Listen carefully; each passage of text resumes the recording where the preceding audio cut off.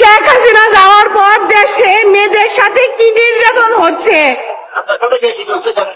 আমার সাথে আমার কুরবানি, আমার শেখ হাসিনা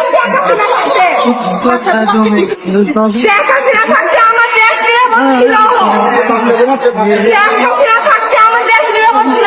এখন আমরা মেয়েরা নিরাপদ নই, এখন আমরা এই বাঙালি জাতি আর কিভাবে আত্মনাদ, আমার মা বোনেরা আর কিভাবে চিল্লাইয়া বুক ফাইটা কথা বললে, আর কিভাবে আপনাদেরকে বুঝাইলে আপনারা বুঝবেন যে আমাদের বাংলাদেশে বর্তমানে আমাদের মা বোনেরা, ছোট্ট ছোট বাচ্চারা আজকে কান্নায় আপনাদের চোখের পানি এতভাবে পালাচ্ছে। সারা বাংলাদেশে যেদিকে তাকাচ্ছেন সেদিকে শুধুমাত্র আমাদের বোনদের প্রতি তাদের আকর্ষণ।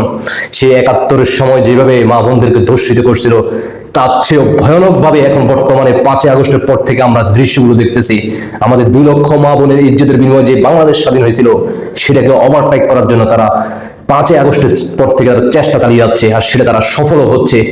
আপনারা কখন জেগে উঠবেন, আর কিভাবে বুঝালে আপনারা রাজপথে নেমে আসবেন, আর কিভাবে বুঝালে আপনারা বুঝবেন যে হ্যাঁ আপনারা রুখে দাঁড়াইতে হবে, রাজপথে নেমে আসতে হবে।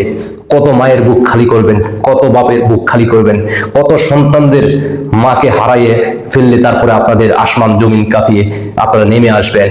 আপনারা কি নিজেকে কখনো ক্ষমা করতে পারবেন?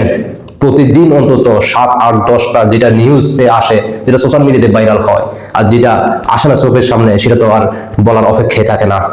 এই দৃশ্য আর কত দেখবেন? আপনাদের ঈদ কিভাবে কাটবেন, কিভাবে কাটাবেন? তাদের সময় কি এই বাংলার মানুষ শান্তিতে একটু আনন্দ উল্লাস করতে পারবে না? এইভাবে কি আপনারা চুপ হয়ে থাকবেন? আপনারা কখনো ক্ষমা হবেন না, ক্ষমার অযোগ্য আপনারা। মনে রাখবেন, সময় কিন্তু পাল্টে যাবে, আর তারাই আপনাদেরকে সুন্দর আপ্যায়ন করবে। অপেক্ষা থাকুন, আপনাদের সময় কিন্তু শেষ।